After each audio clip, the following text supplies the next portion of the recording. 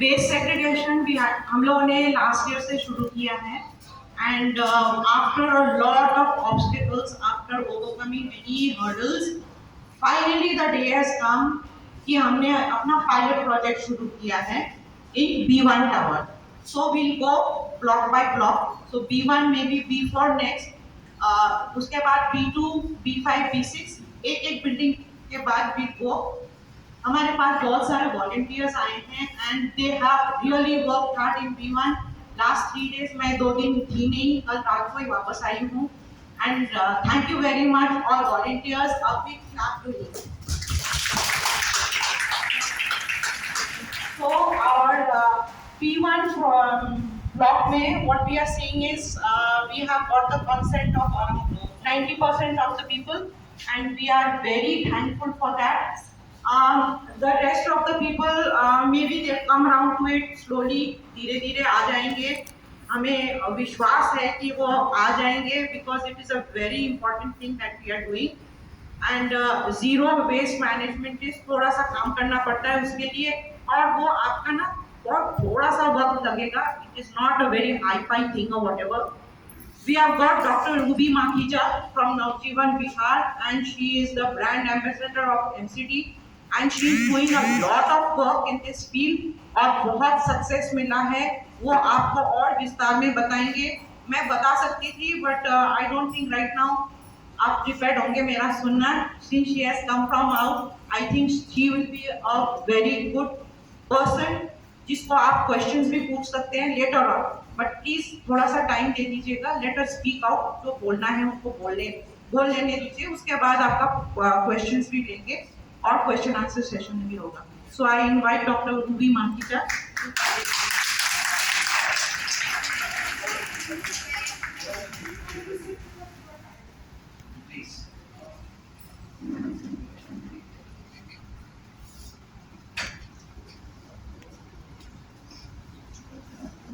Good morning, नमस्कार.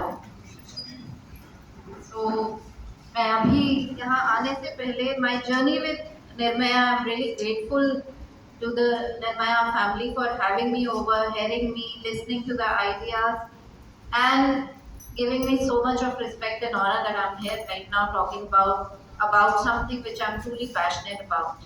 So I'm a doctor by profession, and I chose to leave that and enter into this waste management field because I thought we need more like educated people who can step into it and bring about a change. Unless and until people like us enter into it and try and help and support the sector, the waste management sector, the government, the civic authorities, it's never going to happen. We can only sit here in the comfort of our homes and keep saying सरकार ये नहीं करती, सरकार वो नहीं करती, but I think कहीं ना कहीं हम सबकी जिम्मेवारी है.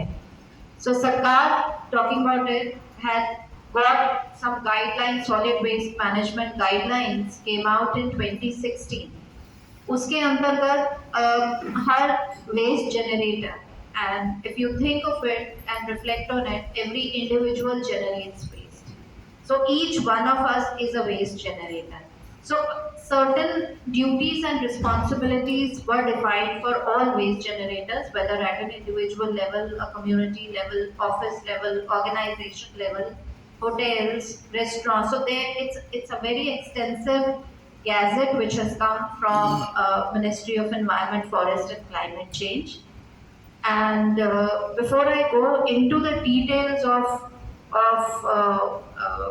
this gazette, I'll just keep it brief and short, as brief as I can, because it's kind of a 6 years journey for me. So I'll try and squeeze to something which can be of most use to you all. So coming to the individual level and the community level, these are the two levels right now we are concerned, not the Market Traders Association, religious, spiritual organizations, educational institutions, offices. They all fall under the bulk waste generator category. We come under individual and community waste generators. So the Gazette said, it clearly defines that every waste generator at an individual level has to segregate the waste and only then hand it over to the authorities. So this is first thing which has not come from any individual or any NGO or any civic body. It is directly from the government of India. So we all need to understand. So when I say segregate, why should we segregate? How should we segregate? And what is segregation? So segregation is something very simple. Rather, it's ironical that segregation would kind of mean कि हम लोग mix कचरे को अलग अलग करके दें. No. What in actual terms, in practical terms, the government is expecting is कि आप उसको पहली बारी में mix ही मत कीजिए. Right? So these are two different things. You have mixed the garbage and then you are separating it to various categories is what we see segregation to be. But here what the government is expecting and asking you to do is do not mix in the first. Now why? Have you ever seen or thought about it or read about it as to the waste that you generate वो आपके घर से निकल करके कहाँ तक जाता है और उसकी क्या जर्नी होती है उस वेस्ट की. What we do is we've kind of confused waste and discard. Now waste is something which is of no use to anyone, and you all sitting here senior people would relate to me because I relate to it. I remember my childhood days. There was something as discard. Discard is something that is of no use to me. Right now I do not need it. It is discard.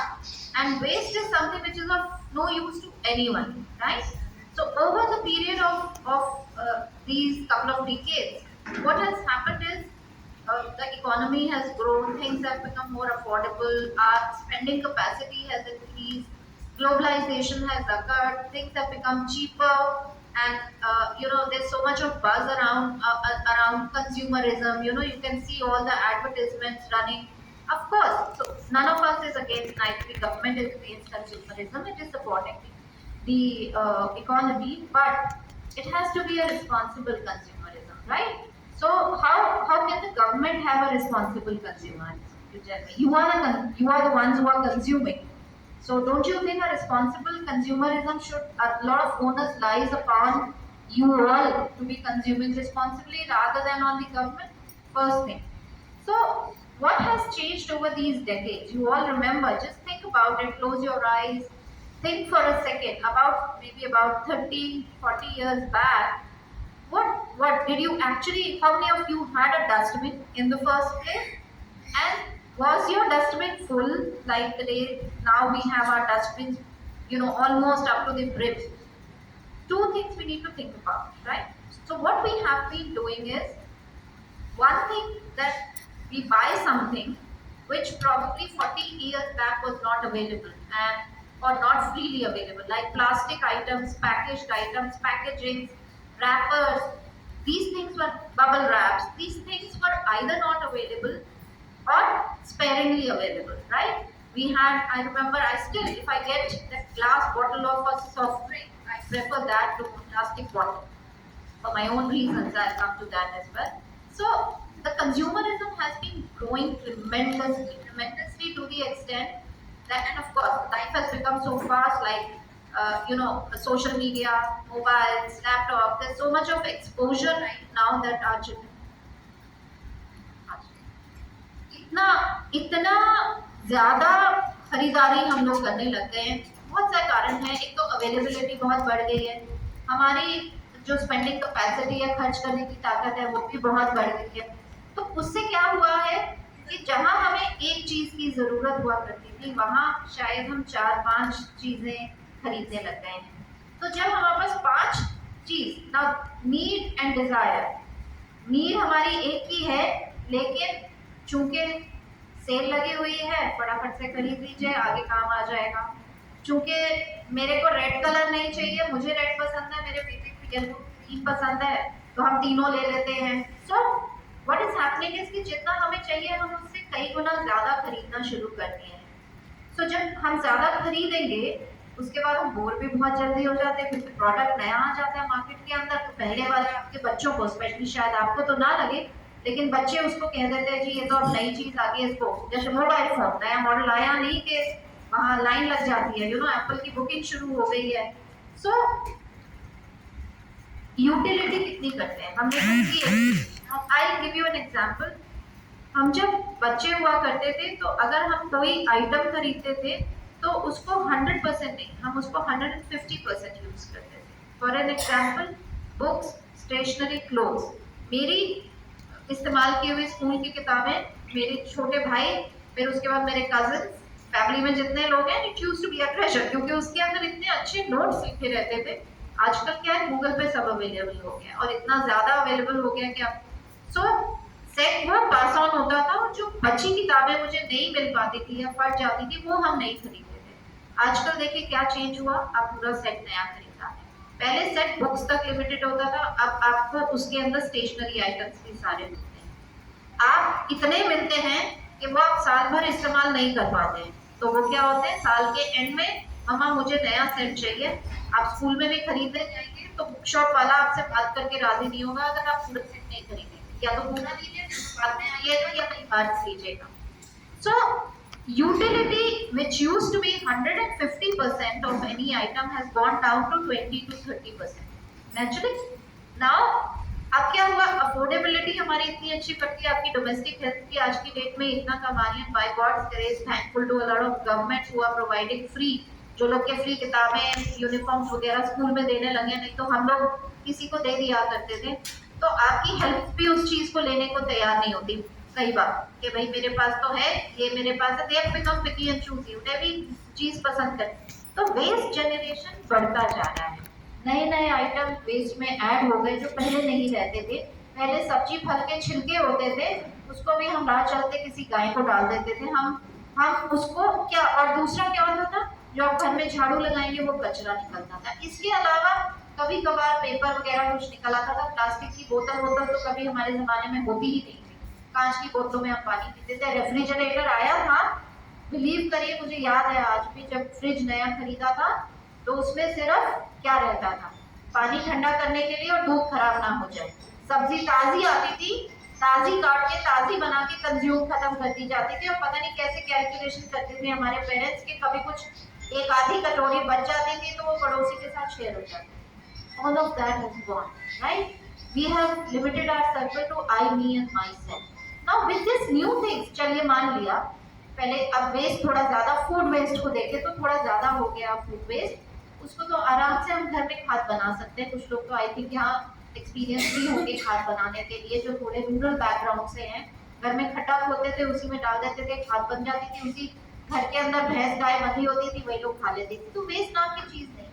अब जो नई items आ गई, plastic आया, cardboard आया, रैपिंग्स आ गई, आपका package food हमने ज्यादा खरीदना शुरू कर दिया, आटा चक्की आई थिंक बहुत रेयर रह गए, आप सब पैकेज खरीदते हैं। तो नए नए आइटम्स जो आ रहे हैं, ये आज से 30 साल पहले नहीं हुआ करते थे, ग्लोबली हुआ करते थे, लेकिन इंडिया के अंदर ट्रेंड था फ्रेश खरीदने का, फ्रेश बनाने का। अब हुआ क्या, जब नए नए आइटम्स आने लग गए, हमारी जो ट्रेनिंग थी वो तो कभी इन आइटम्स को सिर्फ उसके अंदर की चीज को इस्तेमाल करने की थी, राइट। हमने कभी ये नहीं सोचा कि जिस पैकेजिंग में वो हमारे पास आ गया उसका हम क्या करें।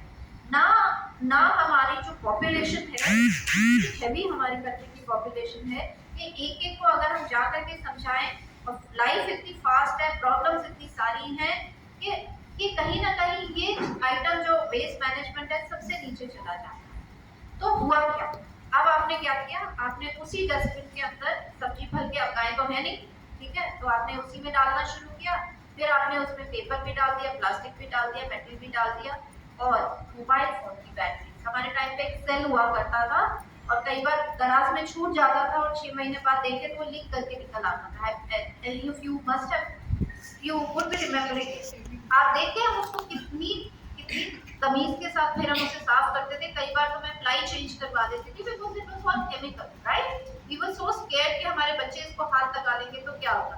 टूटा कांच कभी होता था तो कांच को हम कभी बच्चों को हाथ नहीं लगाने देते थे, अलग से उठाते थे और लपेट दिया करते थे कि किसी और को चोट ना लगे। अब क्या हो रहा है, इतनी फास्ट लाइफ में हमारे पास एक डस्टबिन नाम की चीज आई, हमने सब कुछ उसके अंदर डालना शुरू कर दिया। चलिए ठीक है, nothing wrong with it, nobody trained us that, right. That is the reason करने हैं। अगर ये सारी चीजें एक ही डस्टबिन में मिक्स होकर के जाएंगी तो क्या होगा? What is wrong with it, right? We need to understand. जो आपका फूड वेस्ट है वो अलग, वो कंपोस्ट होता है, वो सबको पता है, खाना बड़े बड़े सड़ जाता है, वो सड़ने को हम कंपोस्टिंग कहते हैं। वो कंपोस्ट होता है, जब कंपोस्ट होता है तो एक वो तरल लिक्विड पैदा करता है। आफ्टर कपल ऑफ वीक्स कभी रख के देखेगा पुराना खाना, कहीं छोड़ के देखेगा, हफ्ता 10 दिन 15 दिन 2 हफ्ते 3 हफ्ते के बाद वो एक लिक्विड ही सा लिक्विड छोड़ने लगता है, उसको लीचेट बोलते हैं। ठीक, वो लीचेट जब बन जाता है तो इतना स्ट्रॉन्ग होता है कि अगर मैं अपने खाली हाथ से उसको छूऊंगी तो हाथ मेरा स्किन छिल जाती है। That is so strong. Now you have put it in the same bucket as paper, as plastic, as lead batteries, as your electronic waste, your cables, your whatever you think you don't require, आपने जो आपको नहीं चाहिए आपने उसी के साथ उसमें डाल दिया। अब कंपोस्टिंग हो रही है एक स्पीड के ऊपर, ठीक है? ये जो चीजें हैं ये कंपोस्टेबल नहीं। कंपोस्टेबल मतलब ये सड़ती नहीं। जब सड़ती नहीं है तो इनकी लाइफ जो है 200 से लेके 1000 साल तक के बीच है। कपड़ा आप कॉटन की शर्ट पहने हैं, ये 200 साल तक सड़ेगा नहीं, 200 साल तक पड़ा रहेगा, ठीक? और खाना जो है वो 15 दिन में सड़ना शुरू हो जाता है। अब जब खाना सड़ता है तो वो लिक्विड रिलीज कर रहा है उसी डस्टबिन के अंदर, ठीक? मान लीजिए कि हमने डस्टबिन 1 महीना छोड़ दिया, क्या होगा? उसी डस्टबिन में वो लिक्विड आ रहा है, उसी में आपकी बैटरी, सेल्स और ये सारा सामान पड़ा है। वो जब इतना स्ट्रॉन्ग लिक्विड है कि मेरे हाथ को छीन सकता है, तो आप सोच लीजिए उन लेड बैटरीज, केबल, वो केमिकल चीजें जो प्लास्टिक है, plastic is also a chemical for you all, क्या उसके साथ रिएक्ट करेगा? ये बेसिक हमारी समझ है। रिएक्ट करेगा, क्या बन जाएगा? एक बहुत स्ट्रॉन्ग टॉक्सिन्स रिलीज करेगा, राइट? अब आप ये सोच रहे हैं कि हमने तो निकाल दिया था सेम डे, तो हमारे पास तो रखा नहीं रह गया वो डस्टबिन, वो तो आगे चला गया। मगर आगे क्या होगा उसका, ये बताएं आप मेरे को। आपको अगर मैं दाल और चावल को मिक्स करके दे दूं और आपसे कहूं कि इसको 100% अलग कर दीजिए, चावल अलग कर दीजिए, दाल अलग वापस कर दीजिए, कोई कर सकता है? नहीं कर सकता। There is no technology. That is precisely what is happening to a mixed waste, right? एक बार मिक्स हो गया, आपका 5 रुपए का कॉइन अगर उसमें जाएगा, आपकी इच्छा नहीं होगी कि आप उसे निकाल दें, लेकिन हम सरकार से एक्सपेक्ट करते हैं कि बाकी का सारा मैनेजमेंट वो करे। वो कैसे कर सकते हैं आप मुझे बताइए, और क्यों जरूरत है उसे करने की? इसलिए जरूरत है कि जो टॉक्सिन्स वाला जो मटेरियल मिक्स करके आपने दिया उसको कहीं तो फेंकेंगे, कुछ तो करेंगे। क्या करेंगे मैं बताती हूँ। अगर हम 3 कैटेगरीज में अलग करके नहीं दे रहे हैं तो वो ले जाके कहाँ जाएगा? या तो जाएगा आपके लैंडफिल साइट के ऊपर जो कूड़े के पहाड़ ओखला गाजीपुर के अंदर है, नहीं तो जहाँ ओशन है वो ओशन में डंप हो जाएगा, नहीं तो आपके घर के आसपास छोटे छोटे डंप साइट्स आप देख रहे हैं। अगर आपका लोकल कचरे वाला, या जिसको हम कचरे वाला कहते हैं, by the way he is a सफाई वाला, वो जो है वो उसको आसपास जहाँ जगह मिलेगी, जब वो बेचारा परेशान होगा कहीं ना कहीं जाके किनारे में फेंका है ना, कहीं तो जाएगा ना आपके घर से निकल के।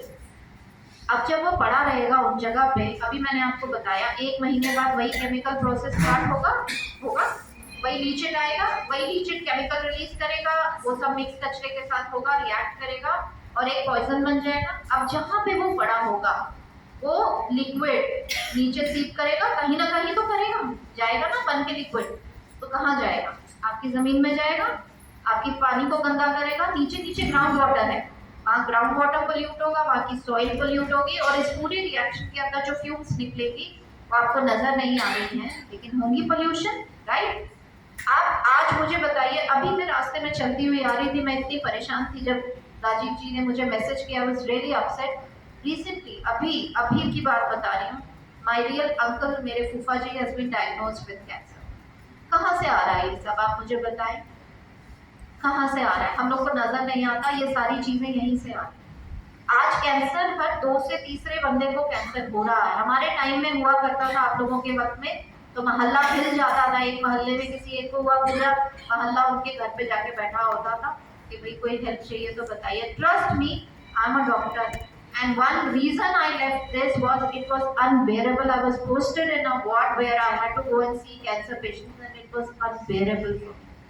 I have seen a 35-year-old, 30-year-old lady who had given birth to a child and had cancer and became blind. She could see, she had a newborn baby. I have seen a woman who has spent all her life, the children are settled abroad, and she's suffering from cancer. Neither the children can come, leave their jobs and come here to tender to the parents, nor can, whom should the parents look up to? Have we built a strong society? I'm so proud that today you are in Nirmaya, you all support each other. But is there a support system outside Nirmaya? Who's going to look after? Imagine, this is what we are facing now. And the amount and the pace at which these Pude ke pahad are going up, the air is polluted, the land and soil and water, everything is polluted.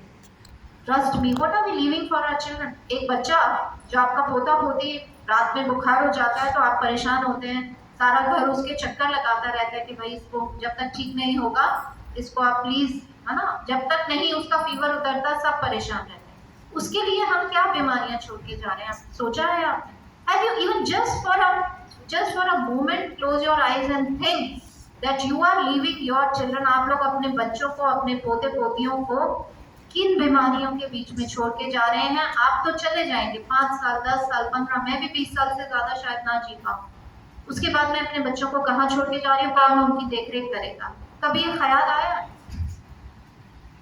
What is wrong? क्यों नहीं हम छोटी सी एक चीज, अब मैं बताती हूँ, अभी तक मैंने आपको बताया मिक्स से क्या होता है, अब आप सेग्रीगेट करके क्या होगा, व्हाट इज द इम्पैक्ट?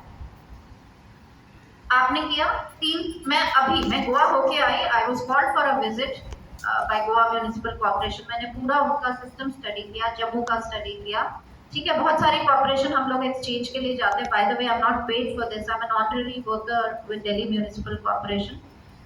हम लोग जब वहाँ गए, मैंने देखा वहाँ सोसाइटीज हैं 16 कैटेगरीज में अलग करी, 16 different categories, and Delhi and NCR is still struggling. सिर्फ हम लोग अभी 3 कैटेगरीज बोल रहे हैं आपको, हम उसमें अलग नहीं कर पा रहे हैं।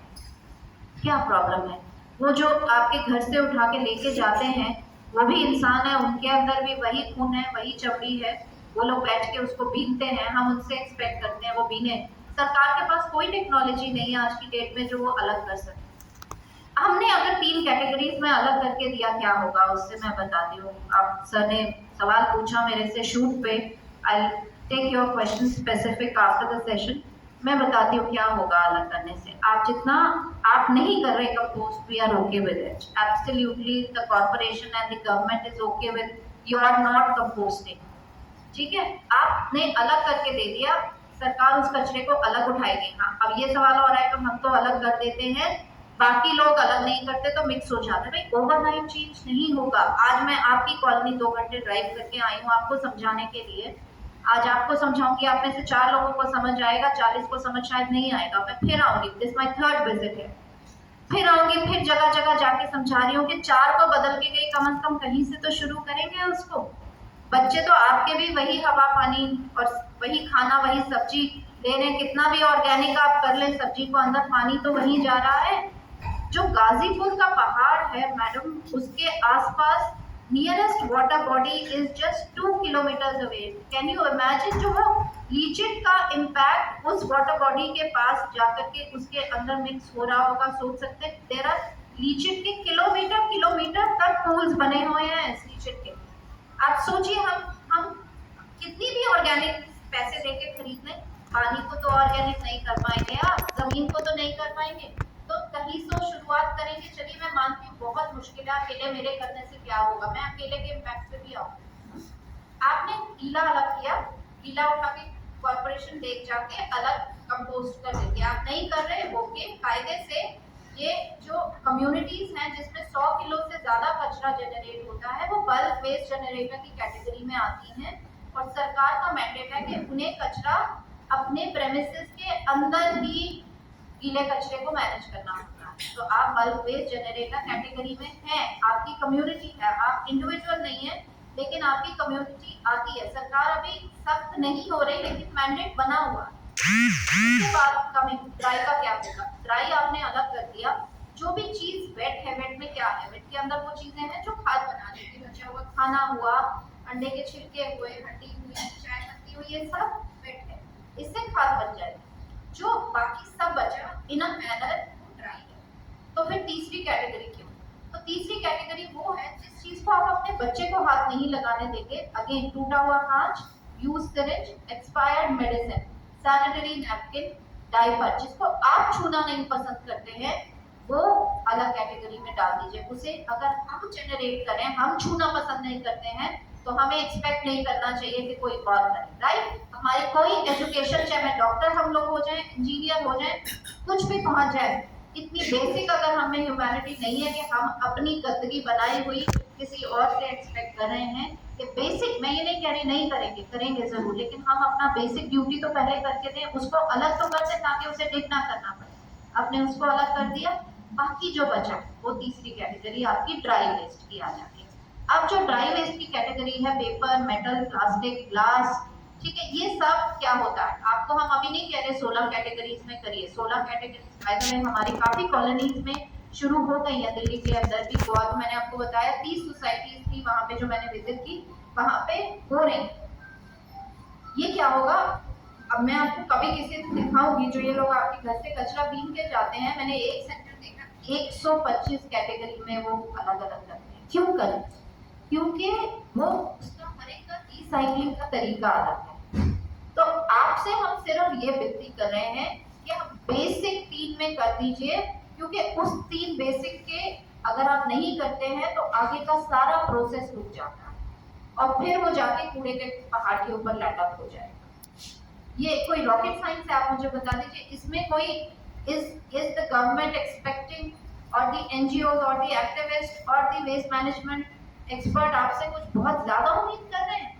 आप एक बार को सोचिए कि जो कचरे वाला, इन्वर्टेड कचरे वाला, सफाई वाला, आपका ये कचरा अलग अलग करता है, don't you think he also, उसका भी राइट है डिग्निटी से जीवन गुजारने का?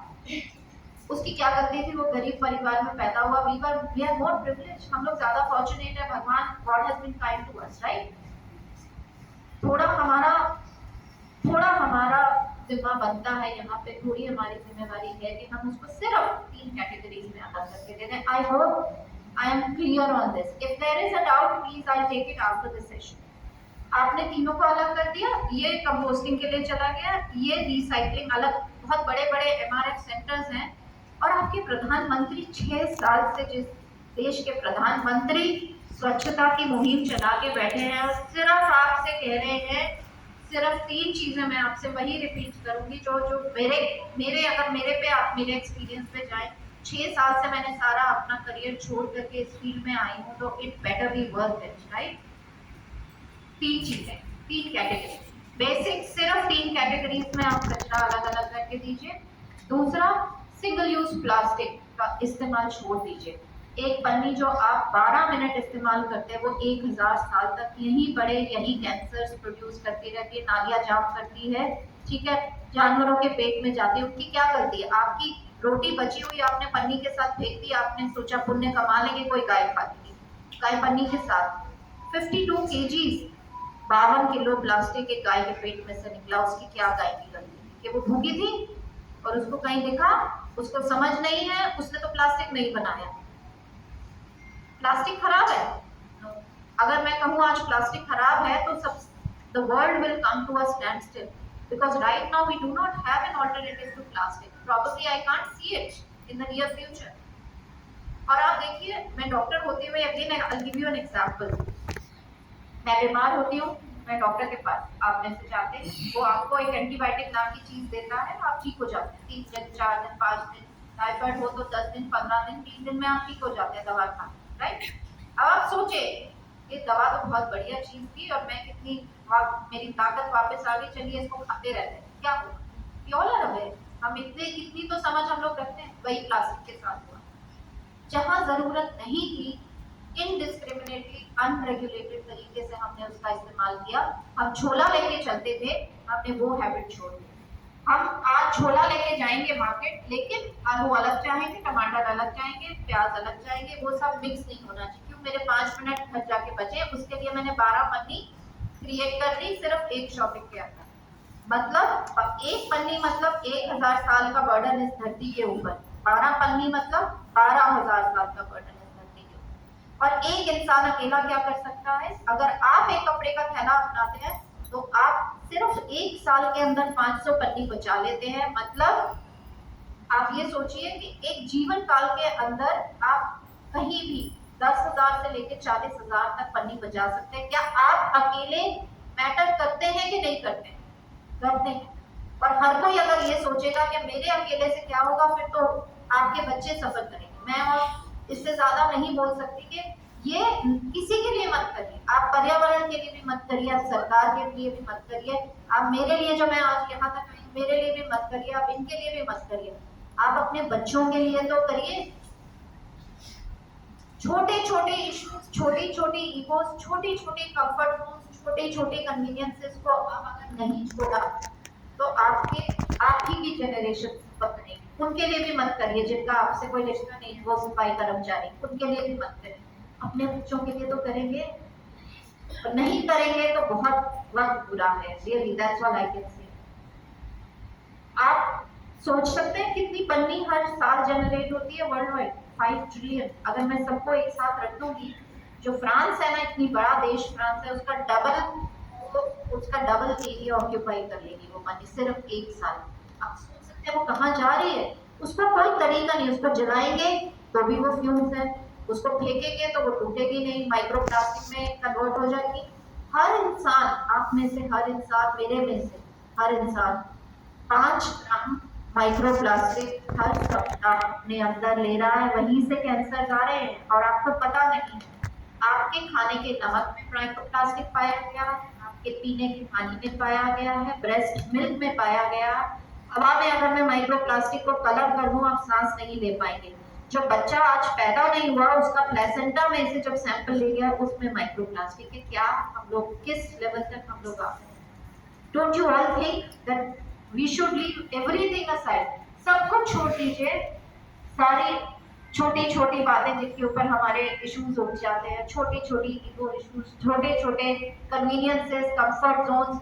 मेरे को बाल्टी धोनी पड़ेगी, पन्नी क्यों लगाना नहीं होगा? तो एक पन्नी बचाएंगे तो अपने बच्चे का जीवन आप बचा रहे हैं। सिर्फ ये सोच जिस दिन आपके दिमाग के अंदर आगे सब बदल जाए।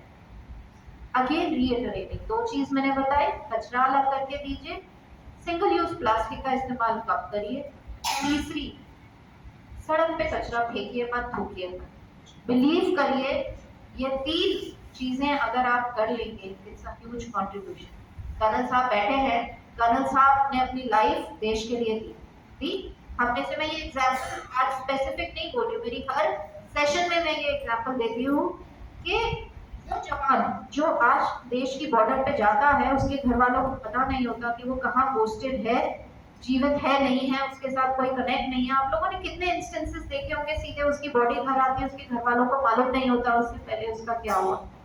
क्या एनी अमाउंट ऑफ, कितना भी आप उसे उसकी सैलरी कर दीजिए, या कितना भी आप उसे उसके बाद कॉम्पनसेशन दे दीजिए, या उसकी फैमिली को कॉम्पनसेशन दे दीजिए, या उसको नौकरी दे दीजिए, क्या वो उस जवान की जो जान गई उसके लिए एडिक्वेट कॉम्पनसेशन है? उसकी फैमिली, जिस फैमिली का फादर जिस बच्चे का चला गया, जिस वाइफ का हस्बैंड यंग चला गया, आप मुझे बताइए, हम कुछ भी कर ले, क्या वो कॉम्पनसेट कर सकते? नहीं। So we can not match, we cannot compare, and we can never make up for the kind of sacrifices people are doing. And this is just one example of armed forces, which is one of the biggest examples, by the way, that we have warriors sitting here, working here day in and night silently. मैं तो आज ये mic लेके बैठी हूँ, शौक से privilege हो गया है, VIPs coming and addressing you. I know of people who are working silently, and the biggest worker there who is doing is your so-called कचरे वाला। अगर हम बॉर्डर पे जाके कर्नल साहब के जैसे लड़ाई नहीं कर सकते ना, वो लोग हमारे लिए लड़ रहे हैं, हमें बचाने के लिए, देश के लिए नहीं। देश क्या है? देश हम है। अगर वो हमें बचाने के लिए अपना जीवन ये लोग दांव पे लगा देते हैं, क्या don't you think that we should at least, हमारा कैरेक्टर उस लेवल का तो हो कि उन्हें अफसोस ना हो जान देने के लिए? Am I right or wrong? सोच के बताइए, क्या हम उतना तो करेंगे? मैं आज आपको सिर्फ इन 3 चीजों के साथ छोड़ रही हूँ कि आप सिर्फ ये 3 चीज करिए। Segregation, number 2, give up single use plastic, cutlery सब बंद है, बैंड है बाय द वे। मैं अभी 2 मिनट में आपको रूल्स भी बता दूंगी प्लास्टिक वेस्ट मैनेजमेंट के। और तीसरा, सड़क पर थूकिए ना, कचरा ना फेंके। बिलीव मी, अगर आज आपके देश के प्रधानमंत्री हर जगह हर सड़क, हर देश में बाहर अंदर जहां जाते हैं अगर वो स्वच्छता लेके जा रहे हैं तो उसका कारण है, it is impacting the lives of people. आप सिर्फ ये 3 चीज करिए, मैं कह रही हूँ, believe me this will be सबसे बड़ा, जो देश निर्माण कहते हैं ना उसमें आपका सबसे बड़ा कंट्रीब्यूशन सिर्फ ये 3 चीजें हैं। इसके अलावा कुछ भी मैं कह रही हूँ, आप और कुछ मत करिए, पार्टी भी जाइए, एंजॉय भी करिए, जवान तो नहीं कर पाते उतना, ऑनेस्टली स्पीकिंग, आप करिए, अपने लाइफस्टाइल को मत छोड़िए, don't just do these things. और दूसरी चीज, जो खरीदें सिर्फ इसलिए ना खरीदें कि मैं अफोर्ड कर सकता हूँ और मैं खरीदना चाहता हूँ, खरीदें अगर आपको लगता है कि आपको जरूरत है, आप 1 से 2 खरीदें अगर आपको शौक है खरीदने का, लेकिन 1 से 10 ना खरीदें, और खरीद लिया तो उसका इस्तेमाल पूरा करें और डस्टबिन में ना उसको डिस्कार्ड करें, किसी के काम पे, वही आरआर सेंटर का कॉन्सेप्ट है, किसी ना किसी के वो काम आ जाए। Something which is a waste for you can, मेरे पास मैंने बिल्कुल, जो हम आरआर सेंटर नवजीवन में चला रहे हैं, हम लोगों ने वहां देना आसपास दिल्ली में बंद कर दिया। देयर आर ट्राइबल एरियाज जहाँ पे बिलीव करिए आज भी लेडीज हैं जिनके पास तन ढकने के लिए कपड़ा नहीं, और हम क्या करते हैं, हमारी वार्डरोब्स भरी पड़ी हुई हैं कपड़ों से। So be a little mindful towards what we are doing. Every action has an impact. There is no action that will not have an impact. अपने actions का कोशिश करिए कि पॉजिटिव इम्पैक्ट ना, नेगेटिव नहीं, क्योंकि वो नेगेटिव दूसरों के लिए नहीं होगा। अगर हम गुस्सा करते हैं, ठीक है, सामने वाला तो इरिटेट हो रहा है, वो तो परेशान होगा, क्या आपने नोट किया आपकी पल्स और बीपी कितना बढ़ जाता है गुस्सा करने से? तो आपका कोई भी action will always get you an equal and opposite reaction, right? Physics है ये। तो बस मैं यही विराम दूंगी, सिर्फ 2 मिनट में आपको प्लास्टिक वेस्ट के जो गवर्नमेंट ऑफ इंडिया ने रूल्स बताए हैं वो बता दूंगी, then I take the question and answer. पन्नी 120 माइक्रोन के नीचे बैंड है। 120 कैसे पता लगेगा? हर पन्नी के ऊपर, एवरी पन्नी इंक्लूडिंग योर गार्बेज बैग, उसके ऊपर नेम, मैन्युफैक्चरर का नाम होना, टीपीसीसी, सीपीसीबी या स्टेट पोल्यूशन कंट्रोल बोर्ड का लाइसेंस नंबर होना और माइक्रोन की थिकनेस होना जरूरी है। अगर वो नहीं है तो वो पन्नी इलीगल है। स्टॉप टेकिंग इट, रोक दीजिए, लेना भी रोक दीजिए। आप समझाइए अपने आसपास वालों के कि ये इलीगल चीज है, मत इस्तेमाल करें। इसके अलावा आजकल नया कपड़े के जैसे दिखने का पन्नी के जैसे आ गई है, वो भी कपड़ा नहीं, कपड़ा वो होता है जो हम सर पे पहन सकते हैं, that is called non woven plastic, वो भी 240 माइक्रोन के नीचे अलाउड नहीं है। And the same rule, her bag के ऊपर स्टैम्प होना चाहिए। सरकार अपनी तरफ से कोशिश कर रही है ताकि आप लोगों को आप पहचान तो हो सके कि लीगल क्या है, लेकिन हमें पता होने के बावजूद भी 99% लोग इस्तेमाल करते हैं। सारे plastic cutlery, spoon, plate, glass, cup, everything is bad. Any sort of disposable plastic is bad. Straws, stirrers, everything is bad. इसके अलावा कन्वीनियंसेस, देखिए शादी का कार्ड होता था, आजकल ना क्या जमाना आ गया, हम लोग घर जाते थे, सबसे पहला कार्ड देके गुरु के यहाँ, पहले मंदिर में, फिर गुरु के, उसके बाद शुरू होता था। आज वो कार्ड भी आप प्लास्टिक में लिखना देख रहे हैं कि कार्ड भी खराब ना हो जाए, पोस्ट से भेजना। तो वो भी बैड है। मिठाई के डब्बों के चारों तरफ की रैपिंग भी बैड है, और सिगरेट के डब्बों के चारों तरफ की रैपिंग प्लास्टिक की, वो भी बैड है। झंडा, आइसक्रीम स्टिक और आपका बलून स्टिक प्लास्टिक की, ये भी बैड है। जो बैनर आप लगाते हैं, हमने तो बंद कर दिया, एक ही बैनर है, सब जगह वही लगता है, वो भी फ्लेक्स का बैनर 100 माइक्रोन के नीचे बैड है। आपको पता होगा तभी आप आगे दूसरों को बता पाएंगे, तभी आप उस चीज का इस्तेमाल करने से रोक पाएंगे। पता ही नहीं होगा। पर आप एक चीज बताइए, आप लोगों में से कितने लोग इस चीज पे ध्यान देते हैं? सरकार तो ये रूल्स रोज पढ़ती है, अखबारों में आते हैं, हम लोग को लगता है बोरिंग न्यूज़ है, टर्न द पेज। क्योंकि स्क्रीन टाइम आप देखें, अगर स्क्रीन अवेलेबल, न्यूज आती थी हम लोग के टाइम में, हम आधा घंटा बैठ के चित्रहार न्यूज का इंतजार करते थे। आजकल दिन भर न्यूज चलती रहती है, they make news, making news, okay, news in the making, right? News कभी मेक नहीं होती है, न्यूज आर फैक्ट्स। तो सरकार जो जेन्युइन चीजें दे रही है, वो सब इतने सारे जो सोशल मीडिया, इलेक्ट्रॉनिक और प्रिंट मीडिया में आजकल हर करके चीजें, एडवर्टाइजमेंट और मसाला आ रहा है, उसमें कहीं ना कहीं खो जाती है। ऐसा तो नहीं है सरकार ने नहीं निकाली, कितनी नोटिफिकेशंस निकाली, कितनी बार रेडियो पे बुक सुनाया, टीवी पे, लेकिन वो हमारे इंटरेस्ट का नहीं है। पहले एक चैनल होता था तो पूरा देखा जाता था, आज 100 200 मोर देन दैट चैनल्स है, मगर हम नहीं देखते। क्यों? जो हमारे इंटरेस्ट का नहीं, छोड़ देते। तो क्या ये जरूरी नहीं था 3 दिन का शौक होता था, राइट, सब बंद हो जाता था TV? I think there no better time. आज मुझसे मोबाइल ले लीजिए, गाड़ी ले लीजिए और मुझसे कहिए एक ही गांव में आप बसी रहेंगी, एक ही जगह में आपको मिलने में, I am happy to choose that life. This development, nothing wrong against it, nothing wrong against technology, but it has come at a cost because it is unregulated. तो उसे सही करना हम में से, आप में से सबकी जिम्मेवारी है, अकेली सरकार की, अकेली corporation. That is all I have to say. I'm happy to take question and answers, but without aggression and agitation. We'll be logical when we take up the question and answer session, and I would like to start my question and answer from Karan sir. Please, sir.